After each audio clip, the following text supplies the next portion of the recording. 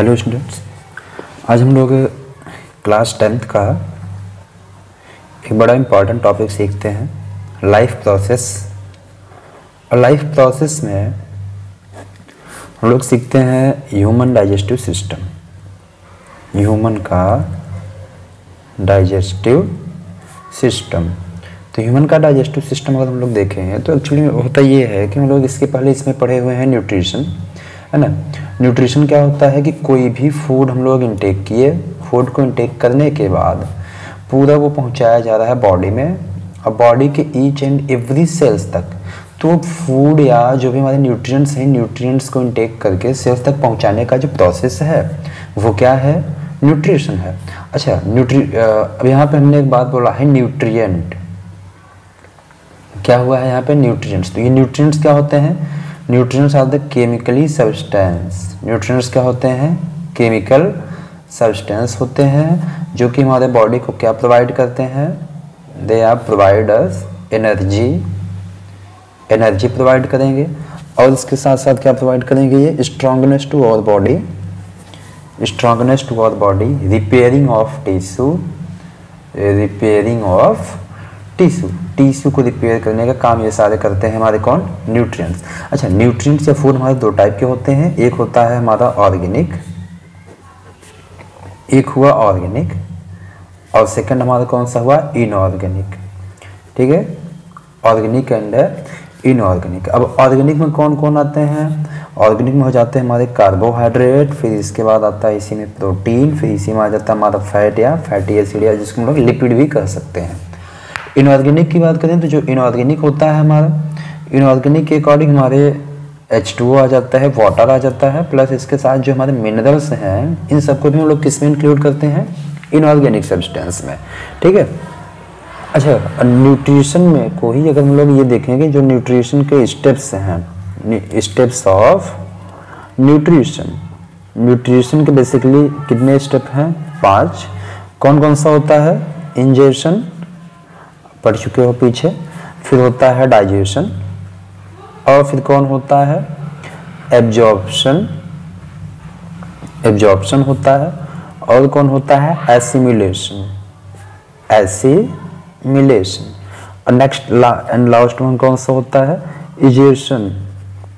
ठीक है, इंजेक्शन में क्या होता है, जो कुछ भी हम लोग खाते पीते हैं।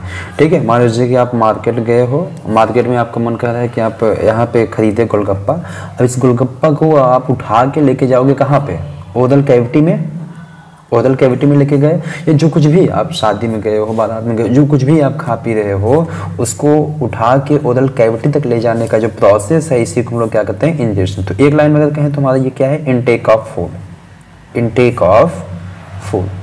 अब डाइजेशन क्या होता है, डाइजेशन जो होता है हमारा ये breaking of complex food material, जो कॉम्प्लेक्स फूड मटेरियल है ये किस में ब्रेक हो जाते हैं, सिंपल एंड बड़ा इंपॉर्टेंट पॉइंट है, एंड इन एब्जॉर्बेबल फॉर्म।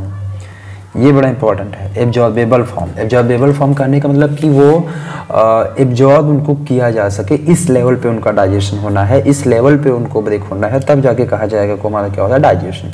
तो डाइजेशन को कैसे डिफाइन करेंगे, breaking of complex food material into simple and absorbable form, that's called the digestion.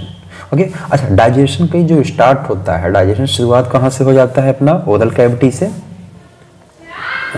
शुरुआत होता है, ओरल कैविटी से, और खत्म कहाँ पे होता है, स्मॉल इंटेस्टाइन में, स्मॉल इंटेस्टाइन में। अच्छा, डाइजेशन जो हमारा है ये होता है physiochemical process, physiochemical process. Physiochemical process कहने का मतलब ये केमिकल प्रोसेस भी है as well as physical process भी है। अब फिजिकल प्रोसेस में जैसे हम लोग कहते हैं कि फूड को स्वेलो करना, जो फूड हम लोग इंटेक किए उसको स्वेलो करना, फिर उसके बाद जो वहाँ पे पेरिस्टाल्सिस मूवमेंट हो रहा है, इस तरीके से मान लो इस तरीके से जो फेगस है तो यहाँ पे भी फूड है, फिर इस तरीके से ये आगे बढ़ता है, यहाँ पे ये जो पूरा इनका मैकेनिज्म होता है पेरिस्टाल्सिस मूवमेंट करते हैं, हम लोग आगे भी सीख लेंगे।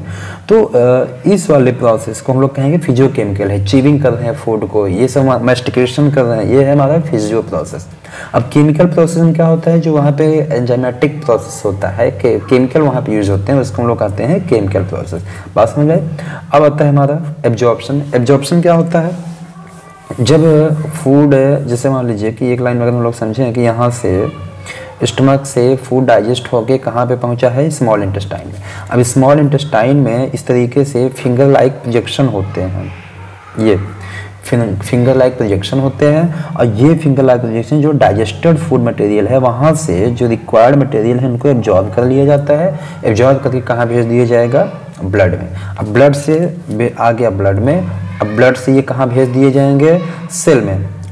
ब्लड तक आने का प्रोसेस था एब्जॉर्प्शन, अब ब्लड से सेल तक जो प्रोसेस गया वो क्या हो गया हमारा, एसिमिलेशन। अब एसिमिलेशन होने के बाद फिर क्या हो जाता है, इजेशन। इजेशन यानी कि जो डाइजेशन हो गया, जो भी मटेरियल्स हैं रिमेन हुए या जो भी मटेरियल्स हैं आफ्टर डाइजेशन वो सेल के बाहर भेज दिए जाएं, इसको हम लोग क्या कहेंगे, इजेशन। अच्छा, जो डाइजेशन हमारा होता है दो टाइप का होता है, एक होता है इंट्रासेलुलर डाइजेशन और एक होता है एक्स्ट्रा सेलुलर डाइजेशन। ठीक है, एक होता है इंट्रासेलुलर डाइजेशन और एक होता है extra cellular digestion. Intracellular digestion जैसे हो गया अमीबा में, और जो प्रोटिस्ट वगैरह होते हैं उनमें होता है, एक ही सेल के अंदर कंप्लीट डाइजेशन हो जाता है, उसको हम लोग क्या कहते हैं, इंट्रासेलुलर डाइजेशन। और जब एक गट वगैरह का रिक्वायरमेंट होती है तो उसको हम लोग क्या कहते हैं, एक्स्ट्रा सेलुलर डाइजेशन। इतनी बात समझ में आई, ठीक है। इतना हम लोग पीछे पढ़ चुके हैं। बेसिकली इसमें हम लोगों ने क्या देखा, न्यूट्रिएंट्स होते हैं, न्यूट्रिशन होता है, फिर न्यूट्रिएंट होते हैं, केमिकल सब्सटेंस जो हमारे बॉडी को एनर्जी स्ट्रॉन्गनेस रिपेयर करेंगे टिश्यू को, उनको हम लोग कहेंगे केमिकल सब्सटेंस या न्यूट्रिएंट्स। दो टाइप के होते हैं, ऑर्गेनिक एंड इनऑर्गेनिक। ऑर्गेनिक में आपको कार्बोहाइड्रेट, प्रोटीन, फैट हो जाता है, इनऑर्गेनिक में H2 मिनरल्स हो जाते हैं। फिर अगर हम लोग स्टेप्स ऑफ न्यूट्रिशन की बात करें तो पूरे 5 स्टेप होते हैं।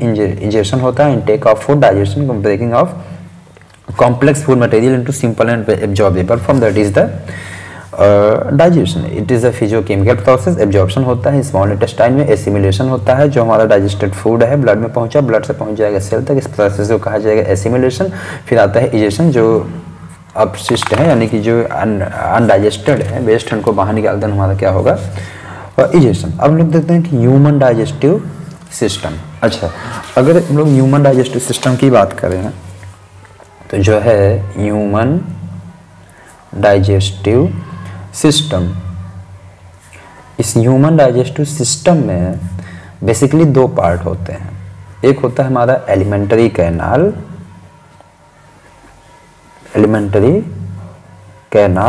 और जो दूसरा होता है वो होता है एसोसिएटेड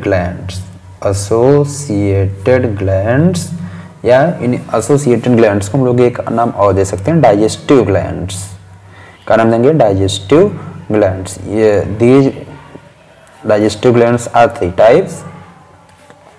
कौन कौन सी, सैलाइवरी ग्लैंड या लीवर या पहले लीवर लिख लेते हैं, लीवर। फिर कौन होता है, पैंक्रियाज। नेक्स्ट हो गया हमारा पैंक्रियाज, और फिर नेक्स्ट कौन होता है हमारा salivary gland।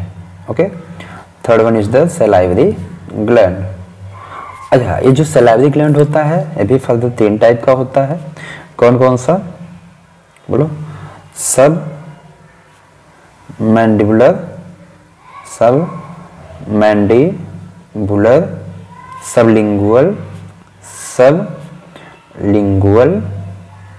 और जो नेक्स्ट होता है ये कौन होता है, पैरोटिड। पैरोटिड कहाँ प्रेजेंट होती है, जो ईयर पिंडा होते हैं उनके पास प्रेजेंट होती है। अच्छा, सब लिंगुअल यानी कि कहाँ पे होती है, टंग के पास, और सब मैंडिबुलर यानी कि जो हमारा अपर जॉ है या जो हमारा जॉ है वहाँ पे प्रेजेंट होती है सब मैंडिबुलर। ये मैंडिबल जॉ होता है ना, लोअर जॉ, अपर को हम लोग मैक्सिला कहते हैं, तो जो जॉ के पास होता है वो ये होता है। ये तीनों होती है पूरी सैलाइवरी ग्लैंड। डिटेल इन सब के बारे में हम लोग बात करेंगे। अच्छा, एलिमेंट्री कैनाल में अगर देखें तो कौन आता है, माउथ। एलिमेंट्री कैनाल में आया माउथ के बाद फिर आता है अपना फेरिंग्स। ठीक है, फेरिंग्स के बाद फिर आता है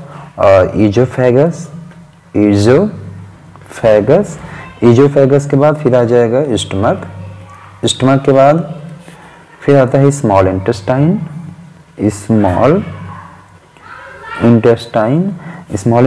के बाद आता है फिर कौन, लार्ज इंटेस्टाइन, और फिर कौन आता है, एनस।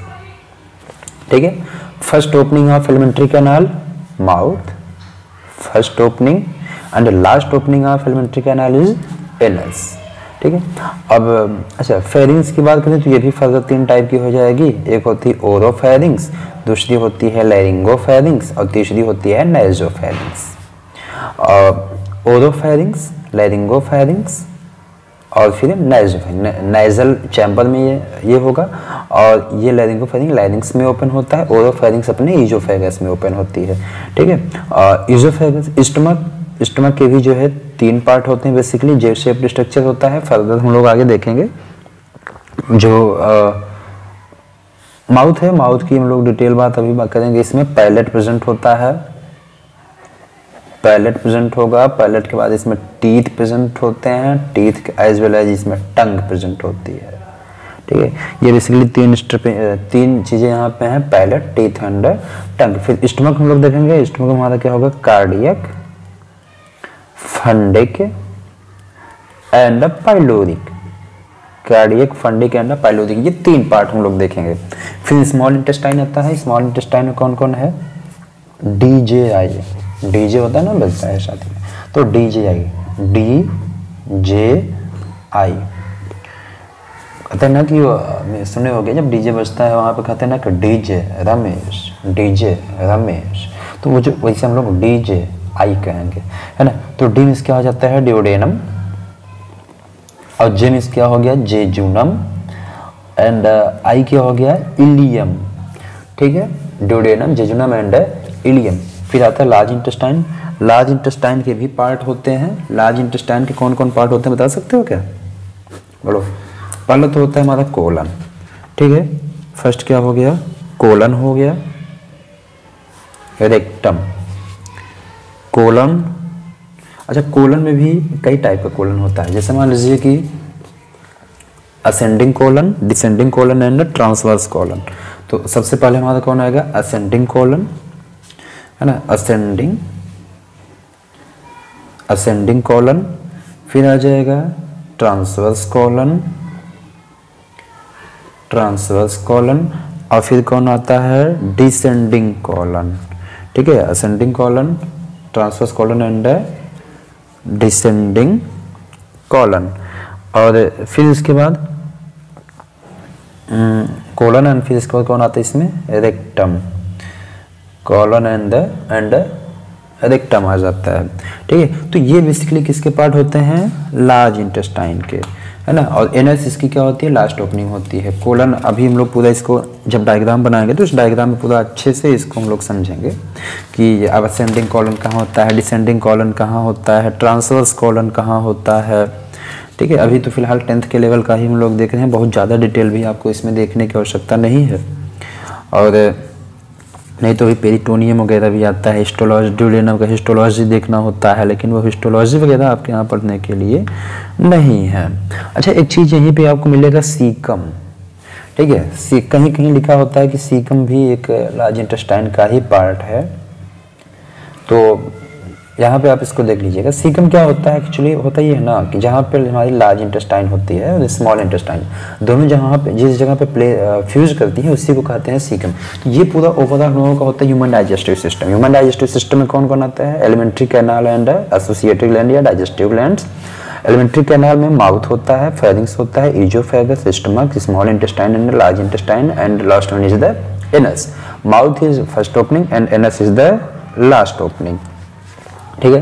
एलिमेंट्री कैनाल में जो माउथ है, माउथ को जो है, माउथ में भी 3 चीज़ हम लोग को पढ़ना है, पैलेट, टीथ एंड टंग। फिर उसके बाद फेरिंग्स पढ़ेंगे। फेरिंग्स क्या होता है, common passage for food and air. आगे हम लोग बात करें, डिटेल एक को पढ़ेंगे। फेरिंग्स में ओरोफेरिंग्स, लैरिंगोफेरिंग्स एंड नेजोफेरिंग्स। फिर आएगा हमारा स्टमक। स्टमक में हमारा आ जाता है cardiac, fundic and pyloric part आता है। स्मॉल इंटेस्टाइन के 3 पार्ट हो जाएंगे, ड्यूडेनम, जेजुनम एंड इलियम। फिर लार्ज इंटेस्टाइन में जाएंगे। लार्ज इंटेस्टाइन में caecum, colon and rectum. Colon के 3 पार्ट हो जाएंगे, ascending colon, descending colon and transverse colon, ठीक है। सीकम क्या होता है, the site at where large intestine and small intestine both are fused together, या आप ऐसे भी कह सकते हो, the site at where small intestine opens into large intestine. अब जैसे सपोज करो कि हम लोगों का इस तरीके से पूरा है डाइजेस्टिव सिस्टम का जो लार्ज इंटेस्टाइन है, मान लेते हैं ऐसे है, 1 मिनट के लिए मान लीजिए, ठीक है। तो यहाँ पे स्मॉल इंटेस्टाइन है, तो ये इस तरीके से चल रही हैं, और यहाँ पे आप ये वाला पर्टिकुलर जो पॉइंट देख रहे हो, इस पॉइंट पे क्या हो रहा है, ये हमारी स्मॉल इंटेस्टाइन है, ओके, और ये कौन है, लार्ज इंटेस्टाइन। तो ये लार्ज इंटेस्टाइन, स्मॉल इंटेस्टाइन दोनों इस वाले प्लेस पे फ्यूज किए हैं, इस वाले साइड पे, तो इसी को क्या नाम दिया जाएगा, सीकम कहेंगे हम लोग, ठीक है ना। हाँ, फिर इसके बाद एक चीज इसी में आप और पढ़ते हो, ये जो हमारा लार्ज इंटेस्टाइन होता है ना, इसी सीकम का एक ऐसे इसमें एक तरीके से मॉडिफिकेशन हो जाता है, एक और स्ट्रक्चर प्रेजेंट होता है, फिंगर लाइक प्रोजेक्शन ये भी होता है, जिसको हम लोग कहते हैं वर्मी फॉर्म अपेंडिक्स। क्या नाम देते हैं, वर्मी, यहाँ लिख लेते हैं वर्मी फॉर्म अपेंडिक्स, ठीक है। और ये हमारे यहाँ कैसा है, एक वेस्टिजियल है, बड़ा इंपॉर्टेंट पॉइंट होता है ये कि हमारे यहाँ कैसा है, ये वेस्टिजियल ऑर्गन है। वेस्टिजियल ऑर्गन किसको कहते हैं, ऐसे ऑर्गन जो प्रेजेंट टाइम में हमारे यहाँ प्रेजेंट तो हैं बट उनका कोई यूज नहीं है, वो पूरे के पूरे तरीके से फालतू पड़े हुए हैं। इसको अच्छा एंसेस्टर्स में इसका अपेंडिक्स का यूज था, एंसेस्टर्स में इनका यूज क्या था, ये क्या करते थे कि सेलुलोज का डाइजेशन करते थे, क्योंकि पहले जो हमारे पूर्वज थे, सिस्टर्स थे, वे किसका भोजन करते थे, जो हमारी पत्तियां होती थी, छाल होते थे, पेड़ वगैरह, फल फूल होते थे, इन्हीं सारी चीज़ों का वो सेवन करते थे और उसी या फूड का इंटेक करते थे, इन्हीं सारी चीज़ों को। और पत्तियों में आपको भी पता है, पढ़े होंगे क्लास 9th में, सेलुलोज प्रेजेंट होता है ना, सेलुलोज बैक्टीरिया, चूंकि उनकी प्लांट सेल है तो सेल वॉल बनी होगी सेलुलोज की। अच्छा, सेलुलोज को डाइजेस्ट करने वाला जो एंजाइम होता है सेलुलेज एंजाइम होता है ना, वो बाद की बातें हैं, हम लोग सीखेंगे फर्दर क्लासेज में। तो जो सेलुलोज प्रेजेंट होता था उसी का डाइजेशन करना था इनमें, और ये इंडिकेट करता है इवोल्यूशन को, इवोल्यूशन के पॉइंट ऑफ व्यू से बड़ा इंपॉर्टेंट है ये। तो यही होता है हम लोगों का क्या, अपेंडिक्स। ये ओवरऑल हम लोगों का है पूरा क्या, ह्यूमन का डाइजेस्टिव सिस्टम। इसको अगर हम लोग डायग्राम के द्वारा बना के देखें कौन कहाँ पे पार्ट है, फिर इसके बाद एक एक को हम लोग अलग अलग सीखेंगे। एक सिंपल वे में बनाने की कोशिश हम लोग करते हैं, और धीरे धीरे आप देखिएगा सीख जाएंगे। बहुत कोई टफ नहीं है बनाना, ये आसान भी है, और ये प्रैक्टिस पे डिपेंड होता है आपके। रफली डायग्राम बना रहे हैं हम लोग, कोई बहुत पीएचडी नहीं करना है इसमें, ठीक है ना। और इस तरीके से यहाँ पे कर देंगे, ये इधर इसका लीवर के लिए बना दिया जाएगा, ये लीवर बन गया, और ये इधर इसके स्मॉल इंटेस्टाइन हम लोग बना लेंगे। घुमा फिरा के जितना मन के आप घुमा दीजिएगा, हम लोग सिंपली ऐसे बना ले रहे हैं, है ना। तो ये मान लेते हैं, ठीक। ये चूँकि हाईली क्वाइल्ड होती हैं, 6 to 8 मीटर होते हैं ये, और यहाँ पे ऐसे एक स्ट्रक्चर होता है, फिर ये इस इधर साइड से ये आप मान लोगे ऐसे हो गए, है ना, इसके पीछे निकल जाता है। तो ये बेसिकली यही इतना हम लोगों को रखना है ह्यूमन का डाइजेस्टिव सिस्टम में। ये हमारा क्या है, ये होता है माउथ, MOUTH। ये कौन है, ईजोफेगस, और ये कौन है, स्टमक। और यहाँ पे कौन प्रेजेंट है, लीवर के चूँकि 2 लोब हैं, ये एक राइट है एक लेफ्ट है। राइट वाले में प्रेजेंट होता है गॉल ब्लैडर, और ये है यहाँ पे पैंक्रियाज, जो कि एक टाइप की मिक्स्ड ग्लैंड है। ये प्रेजेंट हुआ यहाँ पे डिओडेनम, ठीक है। और ये हुआ लार्ज इंटेस्टाइन, ये है लार्ज इंटेस्टाइन, और ये है स्मॉल इंटेस्टाइन, सीधे सीधे स्मॉल इंटेस्टाइन हो गया अपना।